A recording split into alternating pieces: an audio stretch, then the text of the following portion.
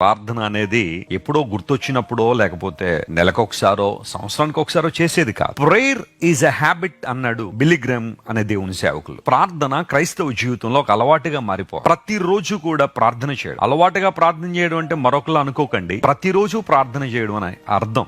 ఎందుకంటే ప్రతిరోజు మన వాడుక చొప్పున మనం చేసే పనులు చాలా ఉంటాయి. దేవుని సన్నిధిలో హృదయాన్ని తెరిచి యథార్థమైన మనసుతో మనం ప్రార్థన చేసినప్పుడు నిజమైన భక్తి గలవారమని రుజువుపరచబడుతుంది. ఇప్పుడు దేవుని యందు భక్తి గలవారందరూ కూడా ఆయన సన్నిధిలో ప్రార్థన చేసే వాళ్ళగా ఉంటారు, ప్రార్థనాపరుడుగా ఉంటారు. ప్రభు సన్నిధిలో ప్రార్థన చేయడం వృధా కార్యమా? ఖచ్చితంగా కాదు. ఏం జరుగుద్దని ఆలోచన చేస్తే, విస్తార జల ప్రవాహములో పొర్లి వచ్చినా అవి వారి మీదకు రావు. ఎవరి మీదకు అంటే ప్రార్థన చేసేవాళ్ళు, భక్తి గలవారు, దేవుని మీద ఆనుకునేవారు.